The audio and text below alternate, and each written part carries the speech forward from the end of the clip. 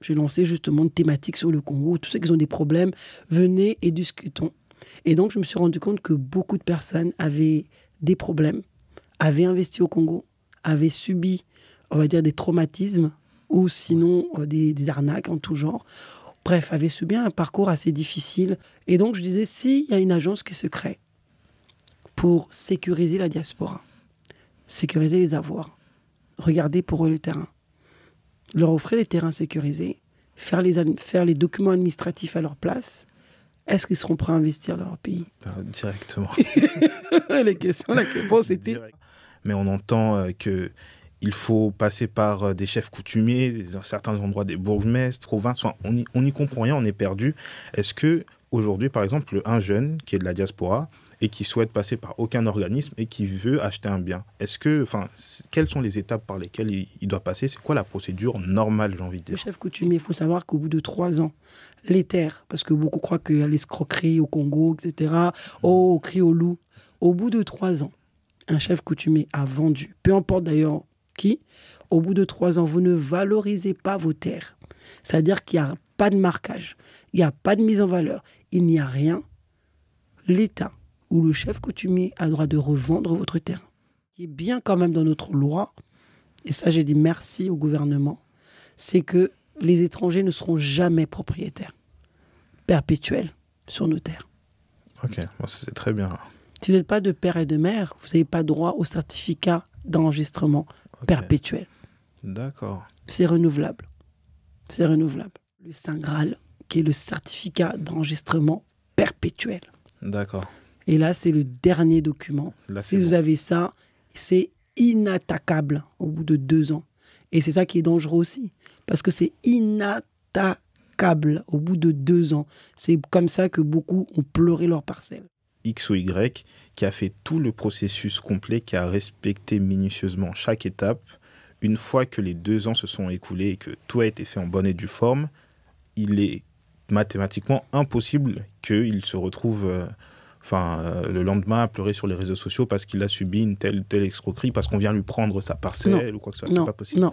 D'accord. Il y a beaucoup de choses, c'est vrai, qu'on peut attribuer dans les arnaques de tout genre, mais il y a beaucoup de choses aussi parce que c'est l'ignorance des procédures immobilières de tout ce qui est affaires foncières au Congo. Beauté, bonjour à tous. J'espère que vous allez bien. Avant de vous laisser avec la vidéo, j'ai 2 petites annonces à vous faire. Alors pour commencer, certains d'entre vous l'ont sans doute déjà remarqué, mais désormais les entretiens que je réalise sur ma chaîne YouTube sont disponibles en format podcast. Que ce soit sur Apple Podcast, Spotify ou même Google Podcast, si jamais vous êtes un consommateur de podcast, eh bien sachez que vous pouvez d'ores et déjà ajouter ce podcast à votre bibliothèque, car il est disponible dès à présent. Je vous mets tous les liens dans la description. Deuxièmement, comme vous l'avez vu dans cette vidéo, on va parler d'investissement immobilier en République démocratique du Congo. Pour ceux qui s'en rappellent, lors de la première vidéo que j'ai publiée sur cette chaîne YouTube, j'avais clairement dit que mon but était de contribuer un maximum à l'essor de notre pays, le Congo.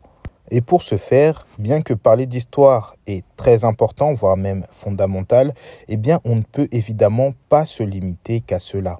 Et en tant qu'enfant de la diaspora, je pense qu'il est important de se servir des connaissances que nous avons acquises de par le monde afin d'en faire bénéficier notre propre pays. Et de ce fait, je trouve qu'il est fort important de nous sensibiliser sur des thèmes liés à la politique, l'économie et évidemment l'entrepreneuriat. D'ailleurs, les amis, j'en profite aussi pour souligner le fait que ce n'est absolument pas la fin des entretiens sur l'histoire, la culture et la spiritualité Congo. Pour vous dire, je sors à l'instant d'une émission enregistrée avec Mbuta Mawete Makisosila et on a parlé pendant près d'1 heure sur le Royaume Congo. La vidéo sera disponible très bientôt sur ma chaîne. Donc il n'y a vraiment pas de quoi s'en faire sur ce niveau-là. Bien évidemment, nous allons continuer notre série de vidéos avec Mbuta Lukayazu pour votre plus grand plaisir. Et nous allons faire en sorte d'entremêler l'histoire, la culture, le mindset, l'investissement, le business, la vie sociale, politique. Enfin bref, on va aborder le maximum de thèmes utiles possibles. Bon, voilà les amis, je pense que tout est dit. Merci à vous tous d'être de plus en plus nombreuses à me suivre. Et je vous laisse avec la vidéo. Bonjour à tous et bienvenue dans cette nouvelle vidéo. Comme vous l'avez entendu dans l'intro, on s'attaque à un nouveau type de sujet particulier et très important pour notre communauté, je trouve. Et donc, on va commencer sans plus attendre. Mais avant, je tiens à vous remercier. Merci à tous et à toutes parce que la chaîne connaît un certain succès. On a dépassé les plus de 10 000 abonnés. Les vidéos sont régulièrement vues plusieurs dizaines, voire plusieurs centaines de milliers de fois. Donc, je tiens vraiment à vous remercier. Continuez à vous abonner, continuez à nous apporter votre soutien. On en a besoin. C'est des choses importantes qu'on fait pour notre pays. Dans notre communauté, dans notre pays, on a particulièrement la fâcheuse tendance, j'ai envie de dire, à donner de l'importance au divertissement, à la danse, à des choses dans ce genre-là. Aujourd'hui, nous, on essaye d'apporter une valeur ajoutée, quelque chose de conscient. Donc, nous avons vraiment besoin de votre soutien. C'est important pour notre pays. Alors, aujourd'hui, émission assez particulière pour moi. Et vous allez voir que je pense que beaucoup de personnes de la diaspora notamment vont se retrouver dans mon discours parce qu'on reçoit une personne qui va nous parler, bon, vous l'avez vu dans le titre, on va parler d'immobilier, d'investissement pour la diaspora congolaise. Et pour le faire, je suis accompagné de madame, on dit madame maintenant, on ne dit plus mademoiselle, Bijou. Est-ce que ça va? Oui, ça va. Bonjour Daniel. Bonjour, c'est un plaisir. Alors, plaisir partagé. Moi, comme je te l'ai dit lorsqu'on a échangé, je t'ai connu il y a plusieurs mois déjà. J'étais tombé sur tes vidéos parce que je pense que comme beaucoup de personnes, au bout d'un moment qu'on approche de la trentaine, on se dit que ce serait quand même bien d'avoir un plan d'épargne, d'investissement pour certains. Et on pense souvent à l'immobilier. Investir dans la pierre, c'est quelque chose qui est extrêmement commun pour tout le monde. Et moi, à titre personnel, en tant qu'enfant du Congo, moi je suis né au Congo, je suis venu ici quand j'étais très jeune, je trouve que c'est important, même symboliquement, de posséder une terre, de posséder une partie de notre sol. Mais force est de constater qu'on se heurte à différentes difficultés ou pas. Peut-être que ce sont des mirages, on ne sait pas encore, on va en discuter. Mais lorsque j'ai voulu commencer à me renseigner, je suis tombé sur les vidéos que tu fais. Tu as une chaîne YouTube. D'ailleurs, je tiens à préciser que toutes les informations qui concernent ta chaîne, etc., je vais tout mettre en description. Donc les amis, avant de me demander, regardez dans les descriptions, puisqu'ils aiment bien venir et me dire « Mais où est-ce qu'on peut le retrouver ?» Je mets tout dans la description, donc regardez dans la description. Et donc sur ta chaîne, tu proposes pas mal de contenus qui sont, je trouve, hyper intéressants pour notre communauté, pour notre pays. Merci. Avant que l'on parle de tout ça, est-ce que tu peux d'abord te présenter à nous, pour les personnes qui ne te connaissent pas, nous dire tout simplement qui tu es et qu'est-ce que tu fais? Qui est Bijou Kounsi? Bijou Kounsi est entrepreneur, investisseur depuis plusieurs années et plutôt spécialisé dans la stratégie immobilière et stratégie business. Parce que je suis business coach également et formatrice. D'accord, génial. Est-ce que tu peux nous parler un peu de ton parcours? Comment tout a commencé pour toi? Est-ce que tu as eu une prise de conscience à un moment? Est-ce que tu as toujours voulu faire ça? Quels sont un peu les behind the scenes, comme on dit? Waouh! Pour ceux qui me connaissent, vous allez vous reconnaître. Il y a 4 ans, personne ne m'aurait imaginé être là où je suis, notamment à avoir une entreprise au Congo, avoir une société ou simplement être dans une chaîne où on parle de l'Afrique, de l'ascension, du développement, parce que je ne me voyais même pas au Congo déjà. D'accord, carrément. Donc, vous voyez, j'ai fait quand même un pas énorme et surtout que maintenant, je suis très militante de défendre nos terres et surtout de pouvoir préserver et garantir l'héritage pour nos enfants. Tout a commencé, moi je pense à il y a deux catégories de diaspora, ceux qui sont nés ici et ceux qui sont venus. Donc moi je suis plutôt de ceux qui sont venus très jeunes, j'avais 6 ans quand je suis arrivée en France et grandi. Ma mère est restée au Congo, je ne la connaissais pas jusqu'à 21 ans. Donc ce qui m'a vraiment poussée à aller au Congo, c'est pour aller voir ma mère tout simplement, que j'ai connue au bout de 25 ans. Après, donc quand j'avais 30 et quelques, vous savez, dans notre parcours, le peuple, notre beau pays, notre beau peuple, les Congolais, on ne nous incite pas à aller au Congo. On ne nous amène pas forcément d'ailleurs, comme font souvent l'Afrique de l'Ouest tous les ans ou tous les 2 ans. Donc, on ne nous amène pas forcément à aimer notre pays. C'est vrai. Donc, donc je n'avais pas forcément l'envie, peut-être pas l'envie, mais je ne savais pas par rapport à mon pays. J'y allais pour un but, donc j'ai vu ma mère. Et la première fois que j'ai été, c'était un choc sur la culture, un choc du pays. Et je me suis dit, puis moi je suis très opportuniste, je ne me déplace pas sans rien. Ouais. J'étais déjà entrepreneur dans tout ce que je fais très jeune. Et je travaillais dans le télécom à l'époque. Et je me suis dit, je vais créer un call center au Congo. Okay. Et pourtant, je partais juste voir ma mère. Hein. D'accord. Donc je me suis dit, je ne vais pas partir pour rien. Ouais. Enfin, pour rien, c'est pas pour rien, mais pourquoi pas faire 2 pierres de coups. Bien sûr. Hein. Donc, mais bon, je me suis heurté sur des réalités sur le terrain que je n'ai pas pu faire vivre mon projet. Et je me suis dit, oh là là, ce pays est troué, les routes, enfin, c'était compliqué. C'était la première fois, donc j'avais pas forcément, on m'a pas parlé du Congo. Moi, je n'ai pas connu tout ça. Et je me suis dit, oh, plus jamais. Je ne viendrai plus ici. C'est quoi ces pays troués? Il y a plein de trous. Ça colle beaucoup à notre pays, ça, c'est incroyable. J'ai vu une dame qui parlait de Aliko Dangote. Et qui disait que même lui, avec tous les moyens, le réseautage qu'il a, il a dit qu'il a essayé de faire quelque chose au Congo. Il a dit, ce pays-là, plus jamais j'essaierai quelque chose. C'est pour dire à quel point... Ah, moi, j'enlève cette parole. On va y arriver. On va y arriver. J'avais une voiture et j'avais l'impression de faire du cheval, tellement qu'il y avait des trous. Non, mais j'étais épuisée chaque sortie. Je ne pouvais pas sortir tous les jours parce qu'une sortie était épuisante. Donc, enfin bref, pour arriver, je suis rentrée. Donc, très franchement, ce n'était pas un pays qui m'avait plus attiré que ça pour faire quoi que ce soit d'ailleurs. Donc, je me suis lancée sur différentes opérations.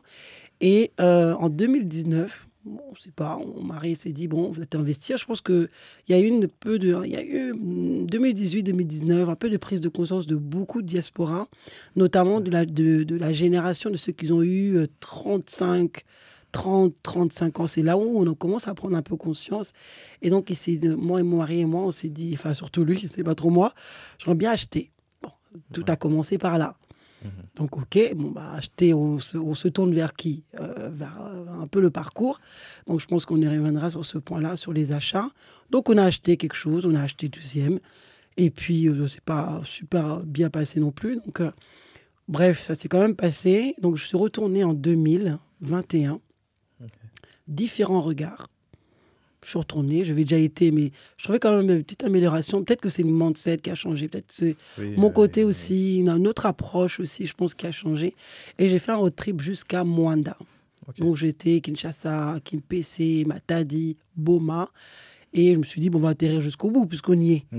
Alors je suis tombée sur la ville de Mwanda et je suis tombée amoureuse, limite, de cette ville. Et je me suis dit, c'est vraiment dommage que les personnes ne connaissent pas cette ville. Et c'est comme ça que j'ai commencé un peu je suis arrivée dans l'Afrique, où je suis arrivée au Congo, et où j'ai commencé maintenant à cheminer. Et bien sûr, j'ai fait pas ce que je savais, ce que je voulais faire à un moment donné. Donc, j'ai parfait aussi mon parcours. Donc, sur mon parcours professionnel, donc j'ai un master, donc de gestion des entreprises, stratégie des entreprises. Donc, après, business coaching et business professionnel, donc en tant que coach et formatrice.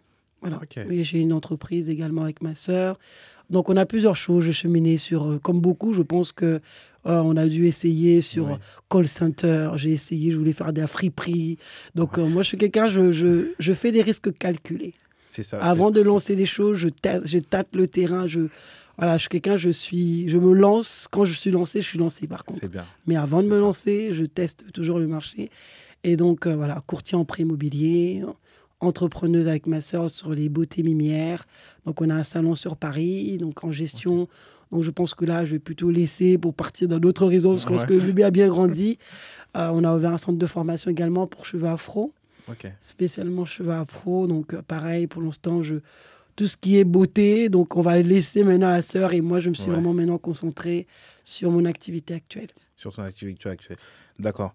Et du coup, ce que tu as souligné quelque chose déjà qui est très bien. Moi, j'ouvre toujours une petite parenthèse pour encourager les gens à entreprendre, à faire quelque chose. Mhm. C'est jamais facile, mais je pense que notre génération, notre pays, il en a spécialement besoin que les gens puissent se motiver. Donc, si jamais vous nous écoutez, que vous avez une idée, que quelque chose vous voulez faire, n'hésitez pas à vous lancer. Ça va être dur, ça va être peut-être compliqué pour certains, mais si vous ne tentez rien, vous stagnez au final. Et donc, au final, comme tu nous l'as dit, tu t'es lancé dans des aventures diverses, tu as entrepris. Et donc, c'est à partir de là que Wekeza est né ou c'était... À partir de Mwanda. Dès que j'ai vu Mwanda, j'ai foulé mes pieds. Je dit, ici, D'accord. je vais commercialiser et la diaspora connaîtra ce pays. Connaîtra en tout cas cette commune, qui est en train de devenir une commune. En tout cas, ce secteur de... C'est vrai que la la diaspora ne connaît que Kinshasa. Exactement. Ou alors les villes qui subissent du coup les agressions du Rwanda. Et donc, tout ce qu'on connaît aujourd'hui, c'est que Kinshasa. Après, on entend quoi? On entend ce qui se passe au Nord Kivu, en Ituri. Mais c'est bien, pour eux. une très grosse pensée pour eux, mais c'est aussi bien de savoir qu'on a un pays qui est immense. Il y a très tellement d'endroits et c'est bien d'en faire magnifique. La promotion. Est-ce que tu peux nous dire concrètement, dans ton entreprise, du coup, Wekeza, qu'est-ce que tu fais? C'est quoi votre spécialité? C'est quoi votre domaine d'activité? Et aujourd'hui, les personnes qui nous écoutent, à quel moment, avec quel besoin ils peuvent venir vers vous dans l'attente d'une solution et d'un accompagnement? D'accord. Donc, Wekeza est né déjà, comme je l'ai dit, de la passion que j'ai pu avoir donc du pays. Donc, vous voyez, déjà, je viens d'un grand parcours. Je ne reviendrai plus jamais. Et finalement, je suis revenu et je dis que je reviendrai. Ouais. Et au final, c'est suite aussi, comme je l'ai dit, en 2019, on a investi. Okay. On a investi avec la famille. Et donc, c'était déjà, ça commençait à être compliqué en termes de discussion. On avait un terrain. Finalement, non, le terrain en question, c'est plus trop ça. Je ne sais plus trop quoi. On a atterri sur un autre terrain. Et le terrain, on est passé de 400 mètres carrés à 150 mètres carrés. Et à des prix qui sont quand même plus élevés. Après, non, très franchement, c'était une histoire à dormir debout, qui était digne d'un film de science-fiction, qui commençait vraiment, vraiment à nous prendre les tripes. Bon, après, on est parti sur les parents qui sont partis sur le terrain, viens avec nous. Bon, bref. Et donc, on a investi. On n'a pas forcément aimé, on va dire, le parcours de l'investissement, mais on avait quelque chose au Congo. Donc, il fallait bien aller le voir aussi. Et donc, en allant le voir, donc on s'est rendu compte que ce n'est pas forcément le lieu qu'on voulait, forcément. Et surtout que d'autres endroits où il fallait prendre des motos, des choses semblables, la voiture n'allait jamais arriver. Bon, ce n'est pas forcément des détails qu'on nous dit. Donc, et puis surtout, ce n'est pas la vision que nous avons quand on est habitué à prendre des voitures, même si on se rend dans n'importe quel coin de France, de Belgique, d'Allemagne, peu importe où on va. En tout cas, on a l'habitude pour ceux qui sont même partout ailleurs. Et donc, à partir de là, quand j'ai vu Mwanda, j'ai quand même commencé d'abord à faire J'ai fait un live parlant du Congo. J'ai lancé justement une thématique sur le Congo. Tous ceux qui ont des problèmes, venez et discutons. Et donc, je me suis rendu compte que beaucoup de personnes avaient des problèmes, avaient investi au Congo, avaient subi, on va dire, des traumatismes ou sinon des arnaques en tout genre. Bref, avaient subi un parcours assez difficile, des proches également. Et donc, et la solution, il disait, mais il faut faire quelque chose. Et donc, je disais, s'il y a une agence qui se crée pour sécuriser la diaspora, sécuriser les avoirs, regarder pour eux le terrain, leur offrir des terrains sécurisés, faire les documents administratifs à leur place, est-ce qu'ils seront prêts à investir dans leur pays? Directement. La réponse était directement. Bien sûr que oui. Bien sûr. Et donc, c'est là où j'ai vu le potentiel du marché. Et beaucoup, donc justement, avaient des témoignages que d'autres, des frères proches, c'est même pas des histoires, c'était vraiment des gens qui étaient là en face de moi, qui disaient on a investi sur un terrain et qu'on construisait. J'avais des photos, j'avais tout. Le jour que j'allais, il n'y avait rien sur le terrain. Ah, oui. Et ça, c'était vraiment véridique. C'est pas qu'on m'a raconté, la personne était en face de moi. Et donc, ils prenaient les photos de la maison d'à côté. Ah, ouais. Tout simplement. Oui. Donc, c'est des genres d'histoires où tu te dis, bon, tu es quand même armé d'une mission, finalement, qui n'est... En fait, à partir de là, ce n'était pas simplement avoir une entreprise, mais c'est de porter une cause qui est quand même celle de la diaspora, qu'ils ont envie d'aller sur leur pays. Ce n'est pas qu'ils n'ont pas envie, ce n'est pas qu'ils ne veulent pas investir, ce n'est pas qu'ils veulent protéger leur terre, parce que de plus en plus, mais c'est que comment, avec tout ce qu'on entend. Et donc, Wekeza est né suite à des migraines de la diaspora. Ouais. Donc, pour simplement proposer des Doliprane. Ouais. Donc, tout simplement. Aujourd'hui, donc, avec Wekeza, ce que vous proposez, c'est du coup un accompagnement sur le processus complet de la recherche de biens ou de terrains jusqu'à l'acquisition. Et est-ce qu'après l'acquisition, est-ce que vous faites de la location éventuellement? Enfin, est-ce qu'il y a un service après, ou c'est vraiment juste la procédure pour acquérir un bien ou un domaine? Wekeza, dans ses tout débuts, ça fait 2 ans aujourd'hui qu'on existe. Je souhaitais acquérir d'abord des terres, je vais y répondre. Hein. Oui. Je souhaitais acquérir des terres, d'abord les miens, on va dire celles de Wekeza, pour être sûr du processus. Pas prendre des terrains de quelqu'un que je ne sais pas de comment il les a acquis. Donc, ayant un peu d'expérience, on va dire ça comme ça, dans l'immobilier déjà en France, donc ça nous permet déjà de savoir comment acheter. Donc, j'avais commencé d'abord à proposer les terrains de Wekeza, qui sont d'ailleurs toujours en proposition, les terrains de Wekeza, les documents qui vont avec. Donc, ça veut dire tout ce qui est service communal, cadastre, etc. Et là, on rentre dans une autre phase, parce que les premières concessions sont pratiquement finies de commercialiser. Donc là, maintenant, on rentre en phase. Maintenant, ce n'est plus forcément que d'accompagnement de documents, parce que là, ils veulent faire des mises en valeur. Maintenant, d'autres veulent construire. Donc là, maintenant, on est en partenariat avec des personnes, des architectes, des ingénieurs, notamment en Mwanda, qu'on va commencer maintenant à sortir maintenant les propositions immobilières. Okay. Donc, Wekeza, effectivement, faire de la promotion, se tend vers la promotion et un lotissement. Des lotissements immobiliers, un lotissement, et de la promotion. D'accord. Donc, ça va de soi. Donc, c'est un peu dans ce sens-là où nous dirigeons nos activités.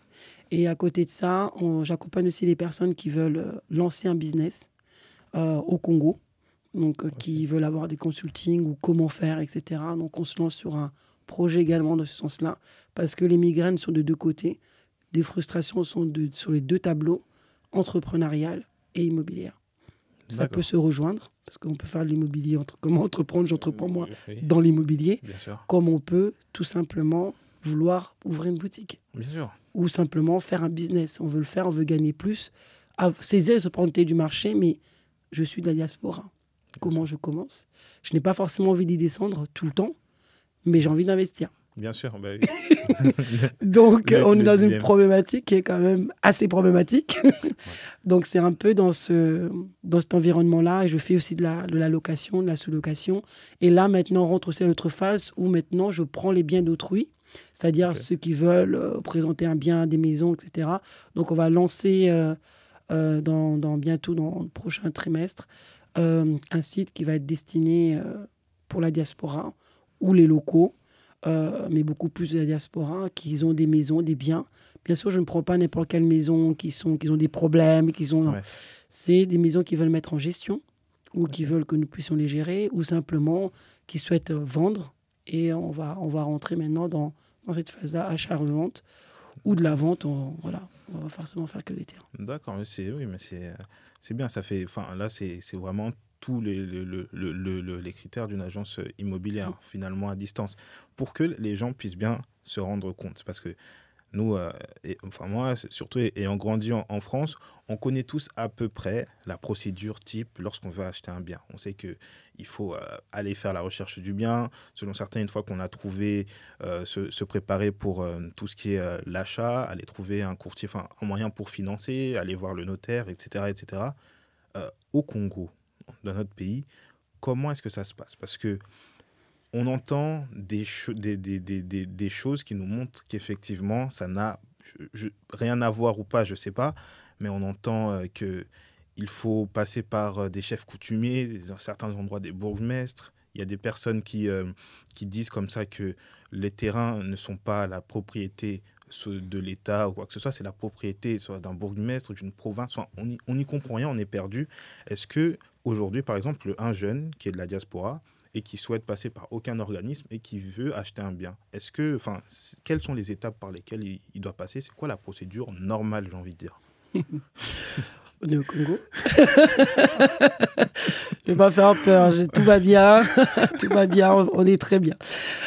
Donc la procédure, elle doit être acquise et vraiment savoir, c'est vrai ce que tu dois souligner, ce que tu as souligné, c'est vraiment vrai. On a des lois au Congo, c'est pas, faut pas, on a des lois au Congo et la terre du Congo appartient à l'État. Ça, il faut l'intégrer. D'accord. Donc, à partir de là, déjà, c'est pas que la maison que tu vas acheter ne t'appartient pas, quoi que ce soit. Mabela Congo, ils ont Mabela Congo. Okay.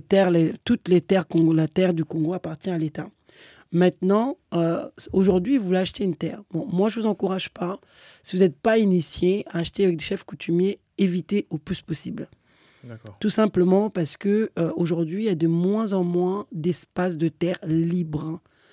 Surtout dans les environs, que ce soit Maluku, que ce soit Nsele, tous ces environnements-là, Kasangulu, etc., Mbanzakongo, tout ce coin, enfin, les coins qui sont de plus en plus prisés et demandés, où il y a de plus en plus de densité au niveau de la population, il vaut mieux éviter, parce que c'est des terrains qui sont déjà pratiquement attribués. Okay. Et maintenant, ça veut dire que chefs coutumiers, eux, aujourd'hui, ils vivent avec ça. Beaucoup disent aujourd'hui que les chefs coutumiers n'ont pas le droit de vendre, mais les terres leur est confiées dans le sens de gestion. D'accord. Les chefs coutumiers, c'est l'équivalent d'un maire, on peut dire. Non. Bourgmestre, c'est le maire. Ok. Et le chef coutumier. Les chefs coutumiers. D'accord. Parce que... Il n'y a pas un équivalent pour que... Non, il n'y a pas d'équivalent. Okay, en fait, c'était des chefs, c'est qu'avant, c'était des villages. Oui, on avait forcément. Des villages. Ouais. Donc, c'est toujours des villages, d'ailleurs. Ouais, oui. Donc, ces villages-là sont gérés par des chefs coutumiers. Même Kinshasa. Ok. C'est Ngaliema. Ngaliema aussi, il y a les coins de Ngaliema qui sont jusqu'à...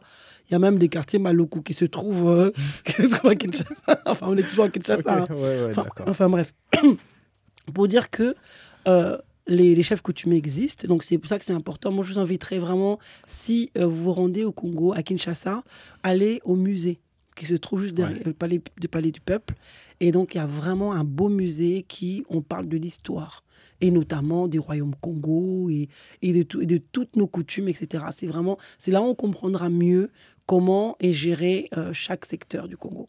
Ouais. Donc, il y a les chefs coutumiers qui sont des chefs des villages, de chaque secteur, et ils sont pas tous... Il y a beaucoup de chefs. On peut, entre Nsele, il n'y a pas qu'un seul chef, parce qu'il y a plusieurs villages dans Nsele. Et le bourgmestre, c'est différent. Lui, il est là, c'est chef de la ville, il collabore aussi avec les chefs coutumiers. Maintenant, les chefs coutumiers, les terres leur est confiées, parce que c'est leur terre à la base. Ouais. Donc, maintenant, c'est les terres de l'État, mais il leur est confié. Il faut savoir que les chefs coutumiers ont une signature qui est reconnu au niveau du ministère des Affaires foncières. Ce n'est pas non plus des gens qui sont levés un matin, qui sont des chefs, etc. Ils ont une signature, ils ont un enseigne qui est déposé au ministère des Affaires foncières.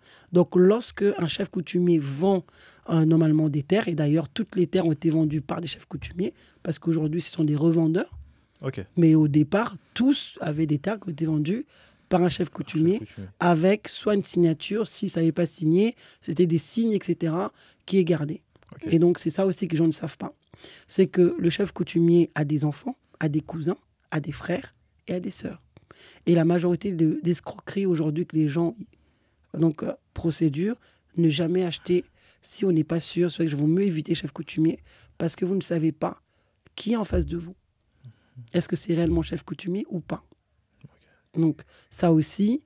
Et donc, en plus, s'il n'y a plus de terre, donc le chef coutumier, il faut savoir qu'au bout de 3 ans, les terres, parce que beaucoup croient qu'il y a l'escroquerie au Congo, etc., au cri au loup. Au bout de 3 ans, un chef coutumier a vendu, peu importe d'ailleurs qui, au bout de 3 ans, vous ne valorisez pas vos terres. C'est-à-dire qu'il n'y a pas de marquage, il n'y a pas de mise en valeur, il n'y a rien. L'État ou le chef coutumier a le droit de revendre votre terrain. Ok. Il faut juste le savoir. Ce n'est pas une histoire d'escroquerie, c'est de connaître le droit et les règlements qui est imposé dans les pays dans lesquels vous investissez. Ouais. Et donc, ils savent très bien qu'aujourd'hui, ils font le tour de leur parcelle. Et donc, quand ils voient qu'il n'y a pas de présence facilement, ils peuvent réattribuer. Ouais. Et vous allez revenir. Soit il est gentil Donc, il va vous dire clairement, OK, bah, je suis désolé, vous n'avez pas mis en valeur. Vous étiez parti de diaspora, lui, il oublie, pense qu'on est, en Occident. Ouais. Et donc, il va, en plus de ça, il y a le deuxième, après avoir acquis, on va vous donner l'acte de cession ou l'acte de vente, ça dépend à qui vous achetez. Donc, si vous avez que ce document-là, vous êtes en danger, puisque ce n'est c'est des gré à gré. Vous avez vendu, c'est pas l'État. Ouais. Donc, ensuite, on va au deuxième étape, qui est l'État. Maintenant, au niveau de la commune, ce qu'on appelle, pour obtenir les fiches parcellaires, procès-verbaux. Donc, normalement, c'est là où on va signer avec le bourgmestre. Ok. Donc, tout dépend, les prix dépendent aussi de chaque secteur. Et troisième étape, c'est l'étape de cadastre. Là, on a l'étape de gré à gré, ou chef coutumier à personnel ou vendeur, commune, fiche parcellaire. La commune sert à quoi? Ils vont connaître là où vous êtes, c'est des gens de proximité, Oui, commune, oui. chef du quartier, etc. Oui, Bref, ensuite on passe maintenant au niveau du ministère des Affaires foncières, qui est national. Ok. Donc là, on ouvre un dossier, on nous donne un numéro de cadastre, ensuite on nous fait un contrat de location. Ok. Donc là, on est vraiment dans le high level après. Donc là, on ne joue plus dans la même cour. Donc là, c'est document obligatoire vraiment à avoir. C'est comme la fiche parcellaire aussi, c'est bien parce qu'on doit vous connaître. Le document encore plus important, c'est le document délivré par le ministère des Affaires foncières, Ok. qui octroie le contrat. Et beaucoup croient que le contrat de location, c'est le contrat de bail. C'est D'accord. pas Alors que pareil. non. Ça n'a D'accord. rien à voir. Parce que pour l'instant, n'oublions pas, Mabéla à Congo. Ouais. C'est la terre de l'État. Pour l'instant, vous n'avez pas fini vos étapes. Donc, il vous donne la jouissance de ce terrain-là. D'accord. Pourquoi? Parce que vous ne l'avez pas encore valorisé. Donc, vous devez valoriser pour mettre une mise en valeur suffisante, qui est d'environ 10% de la surface. Bien évidemment, on est au Congo, même si on ne l'atteint pas, on peut avoir notre certificat d'enregistrement parce que c'est là où on doit arriver. Okay. Donc, on valorise nos terres, on met une mise en valeur suffisante. On peut aller donc demander l'autorisation de bâtir. On bâtit, ou on peut bâtir avant. On peut bâtir avant même d'arriver là. Ouais. Et ensuite, on a le document, le Saint Graal, qui est le certificat d'enregistrement perpétuel. D'accord. Et là, c'est le dernier document. Là, si vous avez ça, c'est inattaquable au bout de 2 ans. Et c'est ça qui est dangereux aussi. Parce que c'est inattaquable au bout de 2 ans. C'est comme ça que beaucoup ont pleuré leur parcelle. Parce que d'autres ont fait les certificats d'enregistrement. Surtout les gens de la diaspora, qui ont laissé leurs biens aux locataires qui n'ont jamais eu de quittance. D'accord, ouais. Et qui sont partis, eux, par contre, au ministère des Affaires foncières. Ah oui, oh là là. Et c'est 2 ans. Au bout de 2 ans, tu étais où? Tu vas avoir beaucoup de procès. Tu peux faire 10 ans de procès, 15 ans de procès. Waouh. C'est des lois. Il y a beaucoup de choses, c'est vrai, qu'on peut attribuer dans les arnaques de tout genre. Mais il y a beaucoup de choses aussi parce que c'est l'ignorance des procédures immobilières de tout ce qui est affaires foncières au Congo. D'accord. Ouais. C'est-à-dire que une personne, X ou Y, qui a fait tout le processus complet, qui a respecté minutieusement chaque étape, une fois que les 2 ans se sont écoulés et que tout a été fait en bonne et due forme, il est mathématiquement impossible qu'il se retrouve le lendemain à pleurer sur les réseaux sociaux parce qu'il a subi une telle escroquerie, parce qu'on vient lui prendre sa parcelle ou quoi que ce soit. C'est pas possible. Non. D'accord. Quelqu'un pourra venir dire que c'est à moi, mais en tout cas, vous irez au tribunal. C'est lui qui a le document légal. Bien sûr. D'accord. Mais c'est très bien de le savoir et je pense que ça rassure déjà beaucoup de personnes parce que quand on ne connaît pas, c'est un milieu un peu opaque. On se dit vraiment que finalement, c'est un peu l'État qui décide et il faut passer par tellement d'étapes qu'on a l'impression qu'il suffit qu'une personne de la chaîne, il suffit qu'elle soit mal intentionnée pour en fait un peu déverrouiller, pour faire en sorte que tout cabote en fait. Mhm. Le processus complet qu'on vient d'évoquer, celui-ci, il prend combien de temps environ? Si on est une personne lambda qui le fait, le temps, l'attente pour avoir chaque document, etc. Si aujourd'hui je commence aujourd'hui que je veux devenir propriétaire, Mhm. combien de temps ça va me prendre environ? À partir du moment où vous avez l'addition, vous êtes déjà propriétaire. Mais c'est vrai que Ouais. propriétaire, on se comprend. Ouais. Tout dépend. Comme là, par exemple, les fiches parcellaires au niveau de Maluku, du secteur que moi je suis à Menkao, prend du temps. Ouais. Il y a les changements de bourgmestre en ce moment. Enfin, il y a les remaniements et les nominations, etc. Donc, ça veut dire que rien que ça impacte. Bien sûr. Donc, une fiche parcellaire peut prendre 1 mois, 2 semaines. J'en ai d'autres qui ont pris 3 semaines, 3 mois Ok. Ah oui, oui. déjà. Donc, pareil pour les contrats. Ça peut prendre 1 semaine, comme ça peut prendre 3 mois, D'accord. comme ça peut prendre 4 mois. Tout dépend C'est flexible. qui a quoi entre les mains. Et les géomètres aussi, s'ils descendent dans le terrain, il y a trop d'intermédiaires, même dans les bureaux. Mhm.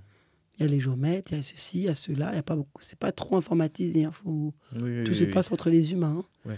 Donc, si l'humain qui est en charge de ça est parti en vacances, Ouais. le dossier aussi est parti en vacances.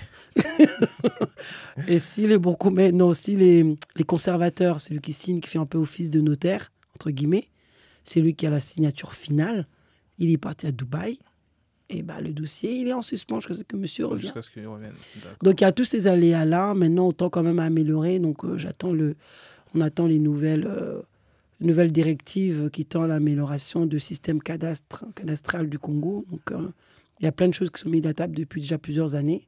Donc, j'espère qu'on va y arriver, notamment des démarches en ligne. Oui. Donc, j'espère que ça va vraiment arriver. Donc, ça va vraiment faciliter parce que même les prix sont opaques. Chacun a son prix, chacun...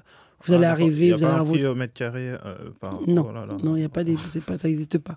Ça existe, mais vous n'allez pas connaître. Vous allez arriver, vous allez faire 800, l'autre, il va faire 600, l'autre, il va arriver, c'est 1200.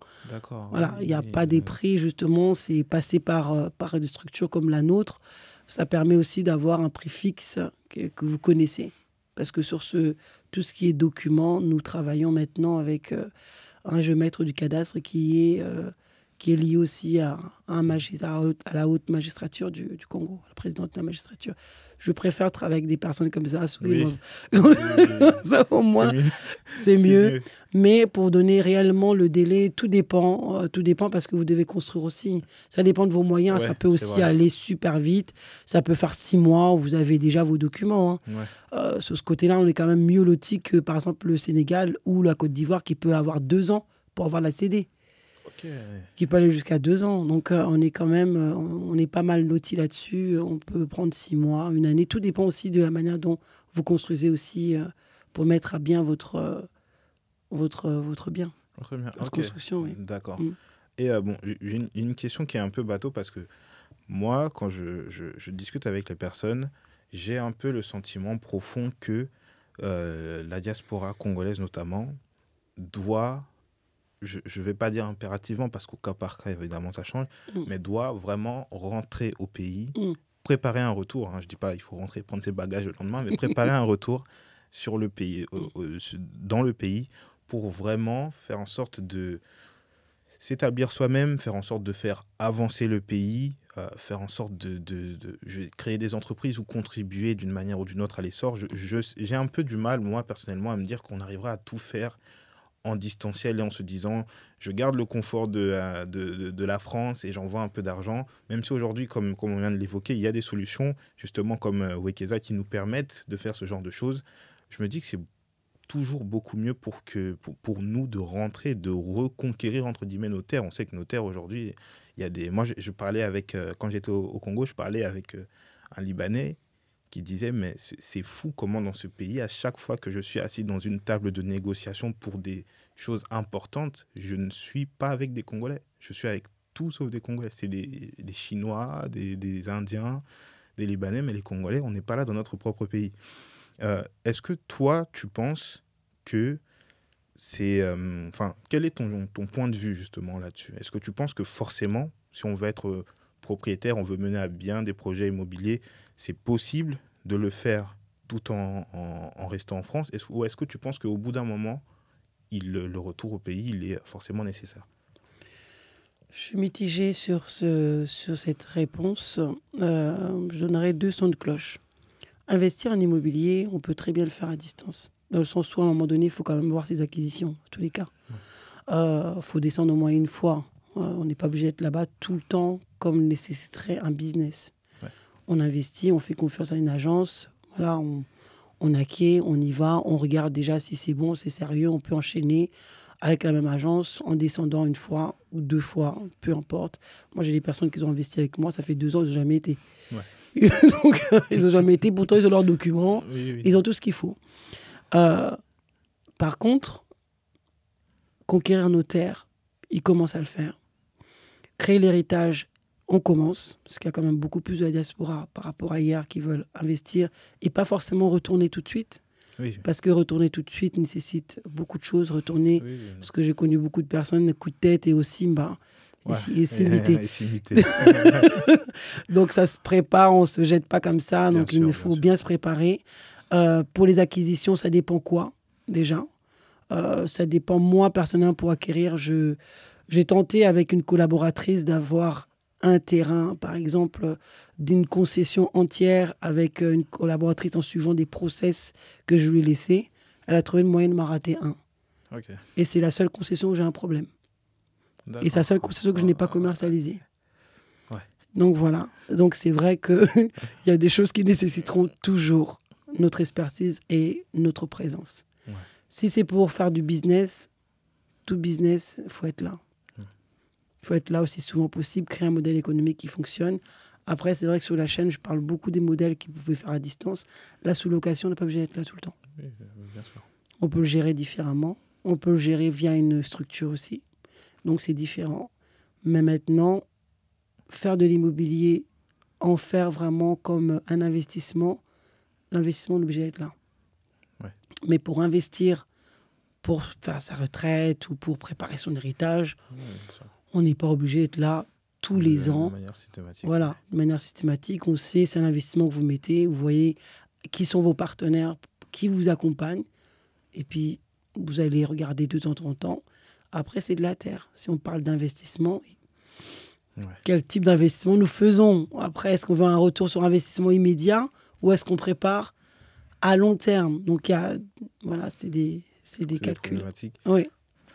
Et par rapport du coup à l'investissement immobilier, tout le monde sait, surtout au Congo, que c'est un business qui a un potentiel qui est encore énorme, parce qu'on sait que quand on regarde, il suffit de voir une map du Congo pour voir à quel point les endroits ne sont pas encore en construction. Moi, je vois les vidéos que tu fais sur ta chaîne et quand je vois, je sais, les plages, etc., je me dis, mais comment ça se fait qu'aujourd'hui, on a des endroits comme ça qui sont encore... mais qui ont un potentiel énorme et j'ai l'impression que les gens ne le savent pas. En fait, comment dire, tout le monde le sait, tout le monde sait que le pays, le Congo, c'est une terre d'avenir, mais je pense que ça n'arrive pas aux oreilles et aux yeux des enfants du Congo, notamment la diaspora. Est-ce que toi, tu as un avis particulier là-dessus? Est-ce que tu as peut-être, je ne sais pas moi, quelque chose à dire que tu as remarqué sur le terrain qui montre un éventuel engouement particulier pour ces endroits-là du pays? Est-ce que tu as, je ne sais pas moi, par exemple, via ton agence, accès à des chiffres qui montrent qu'il y a une expansion encore plus folle que ce que nous, on pense connaître, du coup, sur les terres du Congo, pour en faire part, du coup, aux auditeurs, pour que tout le monde se rende vraiment compte qu'en fait, il n'y a pas forcément besoin d'hésiter. Là, vraiment, sous nos yeux, c'est littéralement de l'or, en fait. Exactement, exactement. La terre du Congo, d'ailleurs, partout nord-sud, c'est des terres fertiles. Tout le monde, quand vous l'entendez, il suffit de jeter un grain de pondou et ça pousse. Et ça, c'est vraiment vrai. De nord au sud, il y en a qui veulent l'agriculture. Bon, bref, on ne va pas forcément rentrer dans ce terrain-là. Mais c'est vrai que les terres, on est en train de s'étendre. Je voudrais juste souligner, avant qu'on puisse évoluer, c'est que beaucoup ont acheté des terres. On voit que ce n'est pas construit, mais ce n'est pas libre. S'il vous plaît, mettez la valeur. Mettez en valeur les terres que vous achetez. Ouais. Beaucoup de gens de diaspora, et notamment celle de la francophonie, ont des terres qui ne font rien avec. Et c'est ça qui met l'insécurité. Et c'est là que vous pleurez beaucoup. Parce qu'ils revendent des terres. Beaucoup en Tsélé ont des terres, mais qui n'ont rien fait avec. Ouais. Non construites. Et c'est là où, justement, ça pose aussi un grand problème. Maluku est en train d'être pris d'assaut. Mais qu'est-ce qu'on en fait? Donc, il faut aussi qu'on puisse construire, qu'on puisse maintenant se poser aussi dans les acquisitions pour faire développer le pays. Parce que ça qu'ils veulent les chefs coutumiers, les bourgmestres, etc., c'est qu'ils veulent, c'est que lorsqu'on arrive, surtout la diaspora, nous, la diaspora, on commence à être pas très bien vu dans certains coins parce qu'on arrive, on achète, on s'attend à ce que la diaspora, on sait qu'on a une force. Ouais. La diaspora, elle a l'argent, diaspora, C'est vrai. mais la diaspora, elle a l'argent, mais la diaspora, il n'y a rien. Rien du tout. Il n'y a pas de construction, même pas. Voilà, on s'attend quand même à certaines améliorations. Donc, déjà, sur ce point-là, je vous invite vraiment, tous ceux qui ont acheté des terrains partout, un petit peu, construisez, essayez de mettre quelque chose en tout cas. Pas forcément d'être construire totalement, mais mettez quelque chose. En ce qui concerne vraiment l'explosion, il y a beaucoup de potentiel, mais partout, avant que je vienne à Mwanda.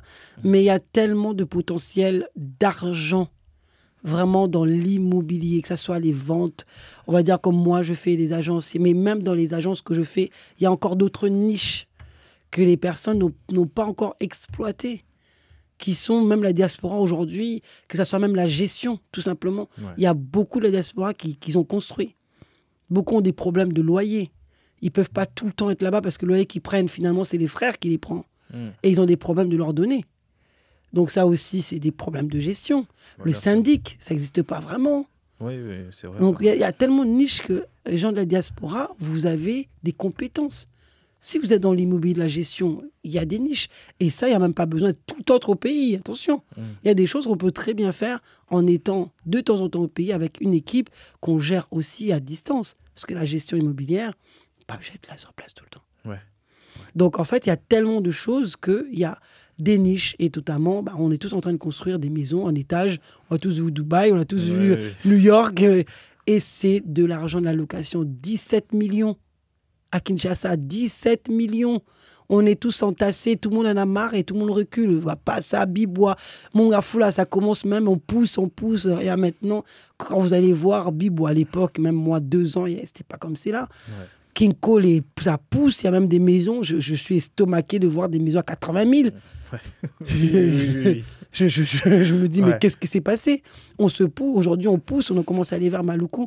Donc ça veut dire qu'il y a du potentiel immobilier qui est énorme. Il y en a tellement, si je vous cite, même simplement aménageurs fonciers. Vous êtes où? Aménageurs fonciers, vous êtes où? C'est vrai.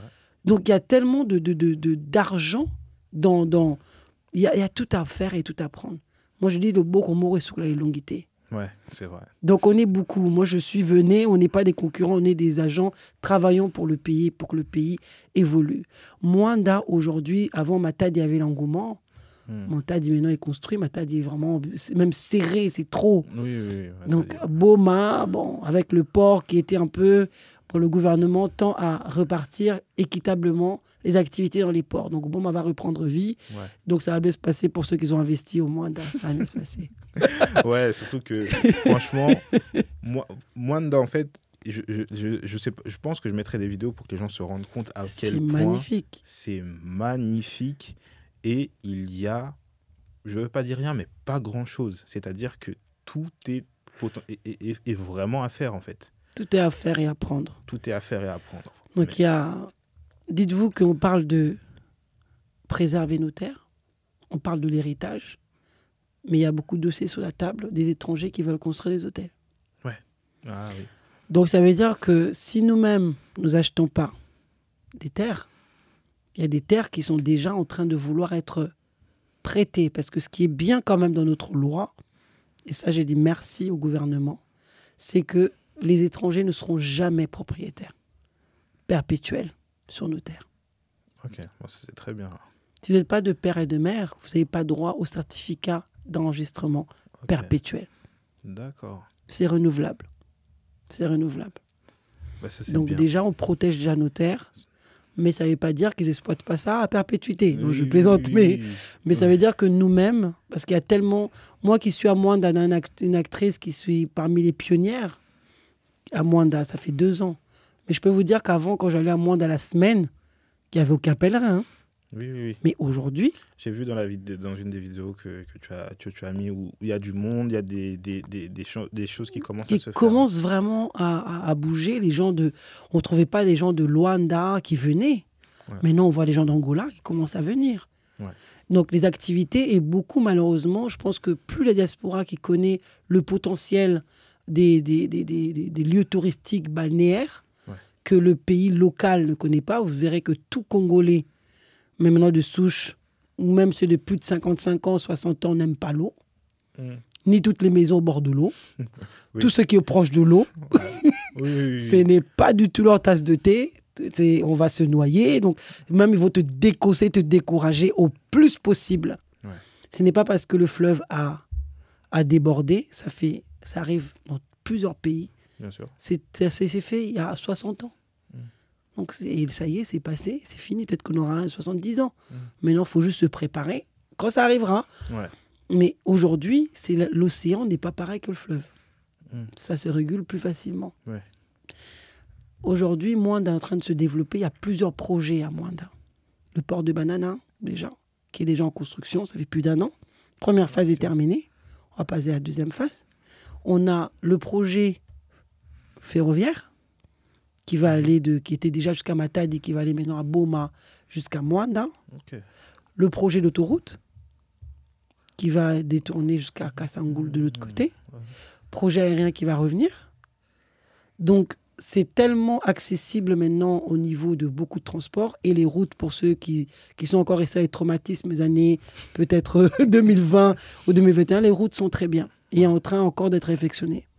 Les routes, moi, je pars souvent en voiture, parce qu'on n'a pas trop le même choix, à part peut-être au niveau de l'avion, on peut, via une structure d'entreprise, mais on peut. Mais aujourd'hui, Mwanda présente un potentiel de développement énorme.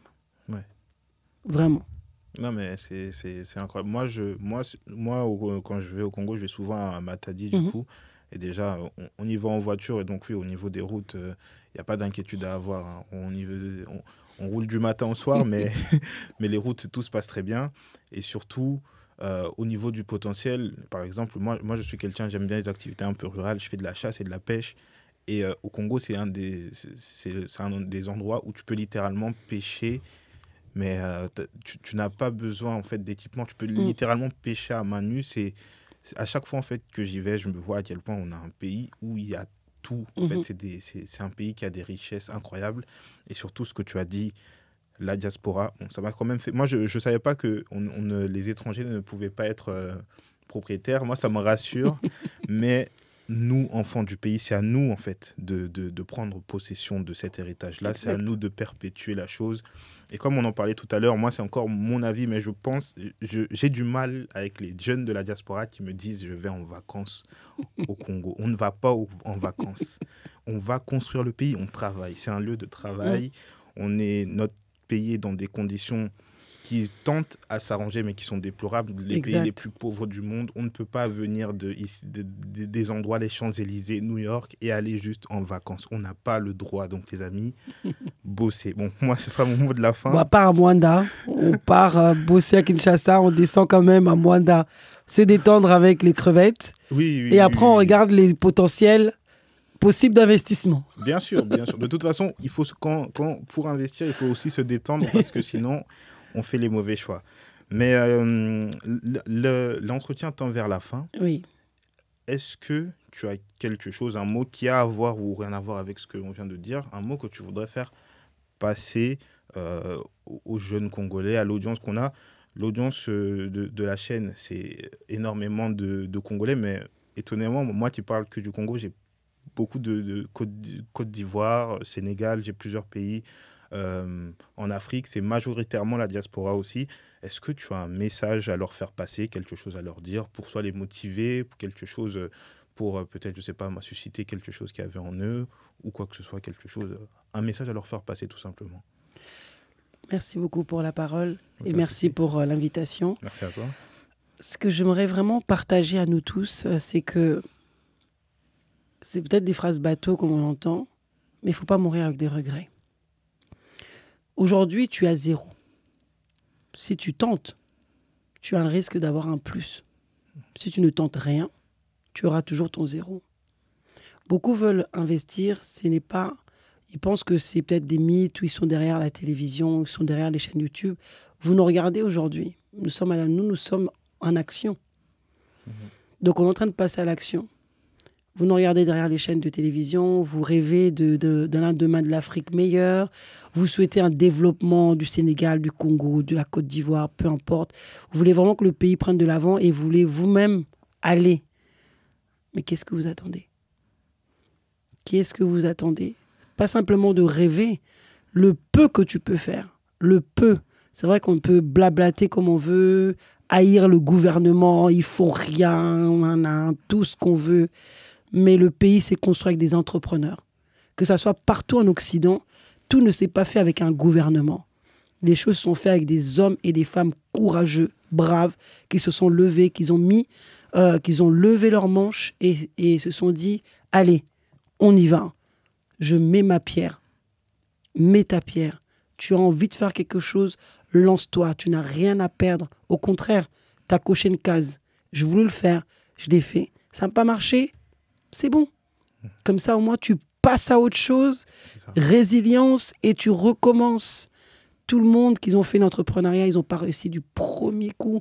Vous en connaissez plein d'exemples.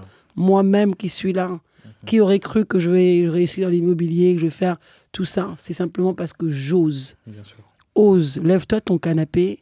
Ne zappe pas cette chaîne, bien évidemment. Mais lève-toi de ton canapé et dis-toi, si ils l'ont fait, je peux le faire. Je suis capable. Tu as 2 pieds, tu as 2 bras, tu as 2 yeux. Tu peux le faire. Ton projet, quelqu'un l'attend. Et tu peux, par ton projet, aussi contribuer au développement de ton pays.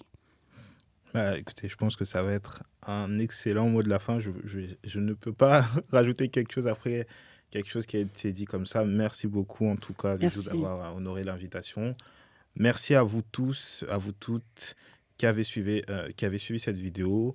N'hésitez pas à faire un tour. Je vais mettre les réseaux sociaux, je vais mettre le site. On va tout mettre dans la description. Donc, les amis, s'il vous plaît, parce que vous m'embêtez beaucoup, dans la description, les amis, regardez dans la description. Et n'hésitez pas à vous abonner à la chaîne. On en a besoin. Vous nous soutenez en le faisant. On ne vous demande pas d'argent, on ne vous demande pas quoi que ce soit, les amis. Vous donnez de la force à des gens qui dansent toute la journée. Donnez de la force aux gens qui font un travail sérieux. Et merci beaucoup pour votre fidélité. Je vous dis à bientôt. Au revoir.